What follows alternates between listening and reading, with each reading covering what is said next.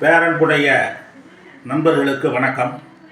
நூல் நிலையம் வலையொலியின் வழியாக உங்களை தரிசிப்பதில் மகிழ்ச்சி அடைகிறேன். இன்றைக்கு திரைப்படத்துறை சம்பந்தமான 2 புத்தகங்களை நாம் பார்க்க போகிறோம். மிக முக்கியமான புத்தகங்கள். தன்னுடைய உழைப்பால் உயர்ந்தவர், தன்னுடைய திறமையால் மிளிர்ந்தவர், வெறியோடு வேலை செய்தவர், எடுத்துக்காட்டான மனிதராக திகழ்ந்தவர், முன்னுதாரண புருஷராக இருந்தவர் டைரக்டர் வி.சி. குகநாதன் அவர்கள். ரகுவரன் அவர்களை கதாநாயகனாக வைத்து மைக்கேல் ராஜ் படம் எடுத்தவர். புரட்சித் தலைவர் எம்ஜிஆர் அவர்களுடைய மறக்க முடியாத பாடல், நான் உங்கள் வீட்டு பிள்ளை, இது ஊரறிந்த உண்மை, நான் செல்லுகின்ற பாதை பேரறிஞர் காட்டும் பாதை, உனக்கொரு பங்கும் எனக்கொரு பங்கும் உலகில் நிச்சயம் உண்டு, ஒவ்வொரு மனிதன் உழைப்பினாலும் உலகம் சிறப்பதுண்டு, உலகம் செழிப்பதுண்டு என்ற மறக்க முடியாத ஒரு காவிய பாடலை எழுதினாரே கவிஞர் பூவை செங்குட்டுவன். அவரை பாடல் எழுத வைத்து படம் தயாரித்தவர். அவர் பிறந்தது ஒரு தீவில், இலங்கைக்கு பக்கத்தில், இலங்கையைப் போல ஒரு சிறிய தீவு. அதில் பிறகு இலங்கையிலும் இருந்தார். அங்கிருந்து படங்களை பார்த்துவிட்டு புரட்சி நடிகர் எம்ஜிஆர் அவர்களுக்கு கடிதம் எழுதினார். பிறகு காஞ்சிபுரத்தில் வந்து அண்ணாவின் மீது உள்ள பற்றால் காஞ்சிபுரத்தில் தங்கி கல்லூரி படிக்க வேண்டும் என்று வந்தார். அண்ணா அவர்கள் மிகச்சிறந்த வழிகாட்டினார். வசனம் எழுதுவதற்கு பல பேர் இருக்கிறார்கள், நடிப்பதற்கு பல பேர் வருகிறார்கள், நீ தயாரிப்பு வேலையில் இறங்கி திரைப்படம் எடு,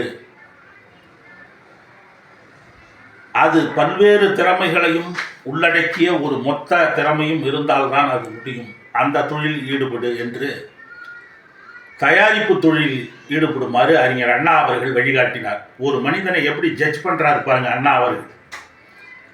பிறகு எம்ஜிஆர் அவர்களை ஷூட்டிங்கின் போது பார்க்க வருகிறார். எம்ஜிஆர் அவர்கள் இந்த பையன்கிட்ட ஏதோ ஒன்று, எம்ஜிஆர் அவர்கள் திறமைசாலிகளை மிகவும் தேர்ந்தெடுப்பதில் அசகாய சூரர். அவர் சரி, இந்த பையன் நம்ம ரசிகனாக இருக்கான், நம்ம ஆர்வமாக நம்மளை தேடி வரான், இவனுக்கு ஒரு வாய்ப்பு கொடுக்கணும் அப்படின்னு அந்த மனசு இருக்கு பாருங்க, அதுதான் முக்கியம். ஏன் ஒரு மனிதன் உயர்ந்த இடத்துக்கு வர்றான்னா அதனால தான். அதே சமயத்தில் இந்த பையன் தோத்துடக்கூடாது, சிறு பையன் எல்லாமே ஊடு வந்து சேராதும்பாங்க, அந்த மாதிரி போயிடக்கூடாது. இவனுக்கு வாய்ப்பும் கொடுக்கணும், அதே சமயத்தில் இவன் தோத்துடக்கூடாது அப்படின்னு நினச்சி சிறுகதை மன்னன் எழுத்து வேந்தர் எஸ்.எஸ். தென்னரசு அவங்கள கூப்பிட்டு, அப்போ எம்ஜிஆரும் திமுகவில் இருக்கார், தென்னரசும் திமுகவில் இருக்கார், கூப்பிட்டு இந்த பையன் ஒரு கதை வச்சுருக்கான், திரைக்கதை வசனம் எழுதுறதுக்கு கற்றுக் கொடுங்க, இந்த பையனை கொஞ்சம் டெவலப் பண்ணி விடுங்க, உங்கள்கிட்ட வச்சுக்கிங்க அப்படின்னு சொல்லி சொன்னார். அப்புறம் புதிய பூமிங்கிற கதையை வச்சுருக்கான், அதை கொஞ்சம் நீங்கள் டெவலப் பண்ணி கொடுக்கணும் அப்படின்னு சொன்ன பிறகு மகாபலிபுரத்தில் 10 நாள் ரூம் போட்டு திரைக்கதை வசனம் எழுதுறது எப்படின்னு சொல்லி கொடுக்குறாரு எஸ்.எஸ். தென்னரசு. அப்போ ஒரு 6 மாத காலம், ஓராண்டு காலம் எஸ்.எஸ். தென்னரசு கூட ரொம்ப நெருங்கிய பழக்கம். அப்போ மதுரையில், சென்னையில், எல்லா இடத்துலையும் தென்னரசை பார்க்கறதுக்கு நிறைய பேர் வருவாங்க. கவிஞர் கண்ணதாசன்லேருந்து தங்கபாண்டியன், இப்போ தங்கம் தென்னரசு இருக்காரே அவங்க அப்பா தங்கபாண்டியன், பிடிஆர் பழனிவேல்ராஜன், மதுரை முத்து, இப்படி பல பேர் தென் மாவட்டத்தில் இருக்கக்கூடிய பல மாவட்ட செயலாளர்கள், அமைச்சர்கள், முக்கியமான அரசியல்வாதிகள், திரைப்பட கலைஞர்கள், இப்படி பல பேர் எஸ்.எஸ். தென்னரசை பார்க்க வருவாங்க. அவங்கள்ட்டெல்லாம் இவர் அறிமுகப்படுத்தி விடுவார் தென்னரசு. அந்த தென்னரசுக்கே அவர் திறமைக்கு ஏற்ற உயரம் கிடைக்கல, வாய்ப்பு கிடைக்காம போயிடுச்சு, அது வேற விஷயம். அப்படி இருக்கும் பொழுது புதிய பூமி படம் வெற்றிகரமாக அமைஞ்சிச்சு. அப்புறம் தொடர்ந்து படங்களுக்கு வந்துட்டார் வி.சி. குகநாதன் அவர்கள். அந்த வி.சி. குகநாதன் அவர்கள் நக்கீரன் பத்திரிகையில் தன்னுடைய வாழ்க்கை அனுபவங்களை எழுதினார். 500 பக்கம் 600 பக்கத்தில் அது புத்தகமாக வந்திருக்கிறது. சினிமா கொட்டகை என்கிற தலைப்பில் அவர் ஒரு தொடர் எழுதினார். அது புத்தகமாகவும் வந்திருக்கிறது. அது 2 தலைமுறை திரைப்பட வரலாற்றை சொல்லுவதோடு மட்டுமல்லாமல் தமிழ்நாட்டினுடைய நிலைமையையும் அழகாக சொல்லுகிறது. 20ஆம் நூற்றாண்டில் தமிழுக்கு கிடைத்த வரப்பிரசாதம் சிறுகதை, நாவல், அதை போல திரைப்படங்கள். இந்த இடத்தில் இந்த பதிப்பகத்தை உருவாக்கி நடத்தி வருகிற மதிப்பிற்குரிய அண்ணன் நக்கீரன் கோபால் அவர்களை நாம் வணங்குகிறோம், பாராட்டுகிறோம், போற்றுகிறோம். ஏனென்றால் திரைப்பட தயாரிப்பாளர், உழைப்பால் உயர்ந்தவர், கலைஞானம் அவர்களுக்கு தொடர் எழுதுவதற்கு வாய்ப்பளித்து பாரதி ராஜா, ரஜினிகாந்த் போன்ற முன்னணி நட்சத்திரங்களை ஒருங்கிணைத்து அந்த கலைஞானம் அவர்களுக்கு இன்றைக்கு ஒரு மகிழுந்து, ஒரு வீடு, சொந்த வீடு எல்லாம் வாங்கி கொடுத்து அவர்களுடைய குடும்பத்தை வாழ வைத்த பெருந்தகை அண்ணன் நக்கீரன் கோபால் அவர்கள். அதை போல வசனகர்த்தா, திரைப்பட இயக்குனர் வசனகர்த்தா லியாகத் அலிகான் அவர்களுக்கு வாய்ப்பளித்து அவரின் வாழ்க்கை அனுபவங்களை காட்சியும் கட்சியும் என்கிற தலைப்பில் தொடர் எழுத வைத்தவர் நக்கீரன் கோபால் அவர்கள். அவர்கள்தான் மறைந்து போனவர்கள், சாதனையாளர்கள் பல பேரை வாய்ப்பளித்து நக்கீரனில் தொடர் எழுத வைத்து அவர்களுக்கு இந்த தலைமுறையில் உரிய வெளிச்சம் கிடைப்பதற்கு உதவியவர். அவருக்கும் இந்த நேரத்தில் நாம் நன்றி அறிதலை காணிக்கையாக்குகிறோம். வி.சி. குகநாதன் அவர்கள் இந்த சினிமா கொட்டகை புத்தகத்தில் ஒரு இடத்தில் சொல்லுகிறார், தமிழ்நாட்டில் கோயில்களில் அர்ச்சனை சமஸ்கிருதம், நீதிமன்றத்தில் வாதங்கள், தீர்ப்புகள் எல்லாமே ஆங்கிலத்தில், மத்திய அரசிலிருந்து வரும் ஆணைகள் இந்தியில், தெருவோர சாயா கடையில் மலையாளம், உடுப்பி ஓட்டல்களில் கன்னடம், மூலை முடுக்கெல்லாம் மார்வாடி கடைகள், அங்கெல்லாம் பிறமொழி படையெடுப்பு, தொலைக்காட்சியில் இந்தியின் ஆதிக்கம், நம்மவர்களின் தொலைக்காட்சிகளின் பெயர்கள் எல்லாமே ஆங்கிலத்தில், மெட்ரிகுலேஷன் பள்ளிகளில் ஆங்கிலம், திரைப்படங்களில் பாதி வசனங்கள் பிறமொழி கலப்படம், படத்தின் தலைப்புகள் ஆங்கிலத்தில், கடைகளில் பெயர் பலகைகள் ஆங்கிலத்தில், சென்னை மாநகரில் உள்ள நிலப்பரப்பில் 60% மேலும் தமிழ்நாட்டின் பிற பகுதிகளிலும் அதிக விலை கொடுத்து பிற மாநிலத்தவர் நிலங்களை வாங்கி குவித்த வண்ணம் இருக்கின்றனர். தமிழ்நாட்டின் ஹாங்காங் என்றும் குட்டி ஜப்பான் என்றும் பெயர் பெற்ற சிவகாசியின் முக்கிய வியாபார ஸ்தலங்கள் பிற மாநிலத்தவர் கைகளுக்கு போய் பல ஆண்டுகளாகிவிட்டது. நாட்டுக்குட்டி செட்டியார்கள் கையில் இருந்த மார்க்கெட் பிற மாநிலத்தவர் பிடிக்குள் போய் நாட்கள் பல ஆகிவிட்டன. ஆலைகள், தொழிற்சாலைகள், கல்விக்கூடங்கள் எல்லாமே பெரும்பாலும் பிற மாநிலத்தவர் வசமாகிவிட்டது. கலை உலகம் பிற மொழிக்காரர்களின் கைக்கு போய் விட்டது. மெட்ராஸ் ஸ்டேட் என்று இருந்ததை தமிழ்நாடு என்று மாற்றிய அண்ணா இன்றைக்கு இருந்தால் இதையெல்லாம் பார்த்து அழுதிருப்பார்.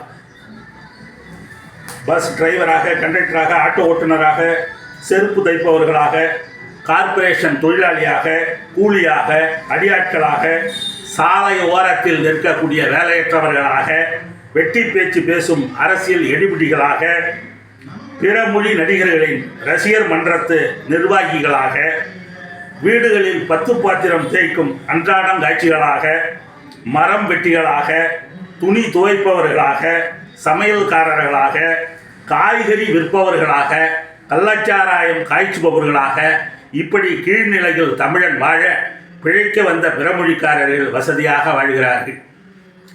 திருக்குறளாய், கலிங்கத்து பரணியாய், புறநானூற்றாய், சீவக சிந்தாமணியாய், சிலப்பதிகாரமாய், இன்னும் பல காலத்தை வென்ற காவியங்கள் எல்லாம் நூலகத்திலும் கல்லூரி வகுப்பறைகளிலும் தூங்கிக் கொண்டிருக்கின்றன. கோட்டையை பிடிக்க தமிழை ஏணியாக பயன்படுத்தியவர்களும் இந்த இடத்தில்தான் நேர்மையாக பதிவு செய்கிறார் வி.சி. குகநாதன். அவர் ஒரு காலத்தில் எம்ஜிஆரை ஆதரித்தவர், கடைசி காலத்தில் திமுகவை ஆதரித்தவர். அதே போல நக்கீரன் கோபாலும் எப்படி அரசியல் சார்புடையவர் என்று நாம் அறிவோம். ஆனாலும் இந்த இடத்தில் நடுநிலையாக பதிவு செய்கிறார் வி.சி. குகநாதன். நக்கீரன் கோபால் அதற்கும் இடம் கொடுத்திருக்கிறார். கோட்டையை பிடிக்க தமிழை ஏணியாக பயன்படுத்தியவர்களும் இதை பற்றி கவலைப்படவில்லை. உலகம் சுற்றி வர தமிழை தோணியாக பயன்படுத்தியவர்களும் இதை பற்றி கவலைப்படவில்லை. வந்தாரை வாழ வைப்பதில் வரலாறு படைத்துக் கொண்டிருக்கும் இந்த தமிழினத்தின் தூக்கம் எப்போது கலையும்? கன்னி தமிழ் மொழியின் துயரம் எப்போது தீரும்? கூட்டணி கட்சி தலைவர்களுக்கும் உணர்ச்சியற்று போயிருக்கிறார்கள், ஆட்சியில் பங்கு கேட்காமல் இருக்கிறார்கள், உணர்ச்சியற்று போயிருக்கிறார்கள் என்று எழுதுகிறார். நாகரிகமாக வெட்கம் மானம் சூடு சுரணை இல்லாமல் இருக்கிறார்கள் என்று எழுதாமல் நாகரிகமாக சொல்லுகிறார். உணர்ச்சியற்று போய் கூட்டணி கட்சிகள் இருக்கின்றன என்று எழுதுகிறார். இன்றைக்கு திரைப்பட உலகம் கார்ப்பரேட் கைகளில், எல்லா தொழில்களும் இன்றைக்கு கார்ப்பரேட்டினுடைய கையில் சிக்கிவிட்டது. சிறு தொழில் குறுந்தொழில் நலிந்து போய்விட்டது. தமிழனுடைய நிலைமை, நடுத்தர வர்க்கத்தின் நிலைமை, அடித்தட்டு மக்களுடைய நிலைமை கேள்விக்குறியாகிவிட்டது என்பதை எழுதுகிற வி.சி. குகநாதன், திரைப்பட தொழிலும் கார்ப்பரேட் கையில் சிக்கிவிட்டது. ஒரு காலத்தில் AVM, Gemini, Vijaya Vauhini, ALS, Devar films, Saravana films, Muktha films, Padmini pictures, MGR pictures, Sivaji productions, Megala pictures, இதை போன்ற கம்பெனிகள் உதயமும் வளர்ச்சியும் சரித்திர சாதனைகள். இது இன்று சாத்தியமா என்று கேட்கிறார். உண்மைதான். ஒரு டி. ராஜேந்தர், ஒரு பாக்கியராஜ், ஒரு கலைஞானம், ஒரு மகேந்திரன், இப்படி வாழ்க்கையின் அடித்தட்டிலிருந்து வந்தவர்கள், வறுமையின் பிடியிலிருந்து வந்தவர்கள் அன்றைக்கு மிகப்பெரிய உயரத்திற்கு வந்தார்கள். இன்றைக்கு அது சாத்தியமா என்று கேட்கிறார். பிற்படுத்தப்பட்ட தாழ்த்தப்பட்ட மக்களின் நிலையை படம் பிடித்து காட்டக்கூடியவர்களும், ஏழைகளுடைய நிலைமை படம் பிடித்து காட்டக்கூடியவர் திரைப்பட கதைவசனாகர்த்தார்கள், டைரக்டர்கள் சொகுசான பங்களாக்களில் தங்கிக் கொண்டு 5 நட்சத்திர விடுதியில் தங்கிக் கொண்டு சாப்பிடுகிறார்கள்.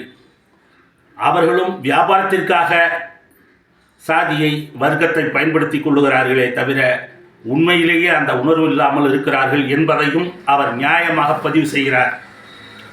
இன்னொரு முக்கியமான விஷயம் மருத்துவத்துறை சம்பந்தமாக சொல்லுகிறார். தன்னுடைய தம்பிக்கு மருத்துவத்துறையில் கவனக்குறைவு, தனியார் மருத்துவத்துறையில் பல லட்சம் ரூபாய் பணம் கட்டி இருந்தும் கூட கவனக்குறைவால் அவர்கள் மருத்துவர்களின் அலட்சியத்தால் தன்னுடைய தம்பி மறைந்து விட்டதாக சொல்லுகிறார். என்று சொன்னால் தனியார் துறையிலேயே இப்படி என்றால் அரசு துறை எப்படி இருக்கும்? மருத்துவர்களின் அலட்சியத்தை பற்றி தன்னுடைய தம்பி மறைந்து விட்டதை பற்றி சொல்லுகிறார். தன்னுடைய மனைவி ஒரு மினரல் வாட்டர் கம்பெனி நடத்துகிறார். அது அடித்து நொறுக்கப்படுகிறது. அவருடைய ஃபோன் ஹேக் செய்யப்பட்டு அவருடைய செல்போனில் இருந்த பணம் திருடப்படுகிறது. வங்கி கணக்கில் இருந்த பணம் திருடப்படுகிறது. இதையெல்லாம் காவல்துறையில் புகார் அளித்தும் கூட நான் திரைப்படத்துறையில் இவ்வளவு செல்வாக்கு இருந்தும், திமுகவில் அரசாங்கத்தில் இவ்வளவு தொடர்பு இருந்தும் எனக்கு நியாயம் கிடைக்கவில்லை என்று புலம்புகிறார். இதுதான் இந்த மருத்துவத்துறையை பற்றி, இந்த நாட்டில் குற்றச்செயல்கள் நடப்பதை பற்றி, அதற்கு எனக்கே இந்த நிலைமை என்றால் சாமானிய மக்களுக்கு என்ன நிலைமை என்று வருந்துகிறார். இதெல்லாம் இந்த நாட்டு நிலைமையை தெளிவுபடுத்துகிறது. தன்னை உயர்த்திய புரட்சித் தலைவர் எம்ஜிஆர் அவர்களுக்கும் எஸ்.எஸ். தென்னரசு அவர்களையும் மிக நன்றியோடு அவர் பதிவு செய்கிறார்.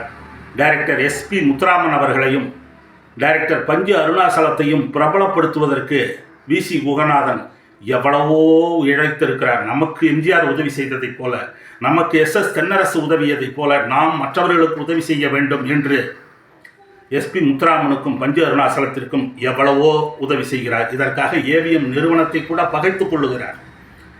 அவ்வளவு நன்றி விசுவாசத்தோடு பிறரை உயர்த்தி பிறகு நம்மை உயர்த்தி கொள்ள வேண்டும் என்று நினைக்கிறார். தமிழில் மட்டுமல்ல, தெலுங்கு, கன்னடம், மலையாளம், இந்தி என்று பல்வேறு மொழிகளில் படம் எடுத்து அவர் வெற்றி கொடி நாட்டி இருக்கிறார். வி.சி. குகநாதன் என்கிற அந்த பச்சை தமிழன் வாழ்க. அந்த பச்சை தமிழனுக்கு உதவி செய்த இன்னொரு தமிழன் நக்கீரன் கோபால் வாழ்க. வாசகர்கள் அனைவரும் சினிமா கொட்டகை என்கிற இந்த அற்புதமான புத்தகத்தை படித்து பயன்பெற வேண்டும். நன்றி, வணக்கம்.